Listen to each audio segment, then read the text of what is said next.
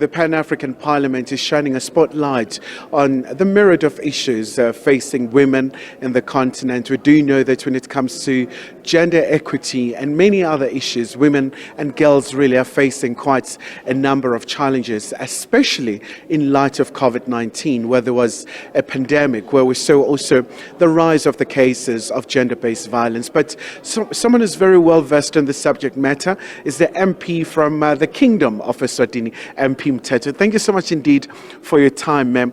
Let's look at the issue of the impact of COVID-19 for women and the girls on education. What role can this parliament do in terms of improving that situation? Thank you so much, Kaya, for having me today. The Kingdom of Eswatini experienced a very negative impact in COVID-19. Unintended pregnancies of schoolgirls, which resulted in dropouts, both in primary schools and in secondary schools.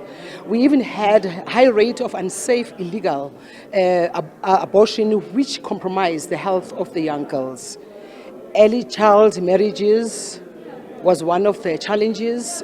Gender-based violence increased to an alarming rate. Our courts were flooded with divorce cases in the kingdom. Parents losing their jobs, hence they couldn't even pay their school fees, which resulted in children dropping out of schools. You know, mental health issues affected quite a number of girls and women. And obviously it is a big issue even here in South Africa, the issue of gender-based violence. But let's zoom in on the solutions, innovative solutions. What can be done to address all these issues? Our beautiful kingdom had innovative policy and legislative reforms. They have been implemented in the Kingdom of Eswatini.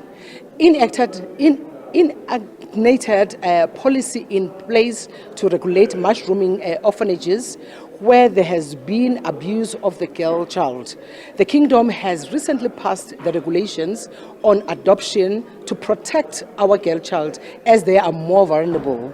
You know, the SODV Act, which of 2018 came into force, resulted into reporting cases of sexuality harassment, you know, by parents. They used to be quiet. They never used to report those cases. They used to keep it within themselves as families.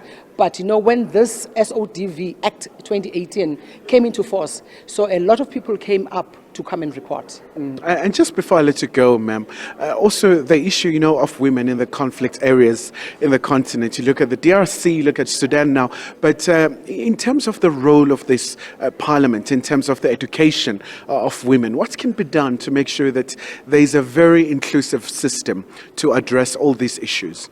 Actually, maybe let me talk more about the Kingdom of Eswatini, because the Kingdom of Eswatini, through the Ministry of Education, issued a directive that all pregnant girls should be allowed to write their examinations.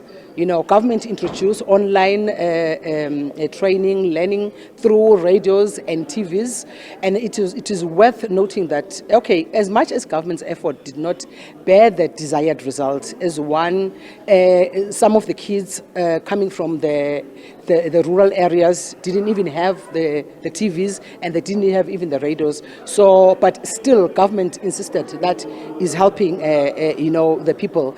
And then government achieved good results as a sizable number of women in our country, you know, young girls, they managed to pass very well, even in their grades, since government instructed that all pregnant, I'm talking about the pregnant girls that went there, they managed to pass. They're in the next grade as I'm talking to you right now.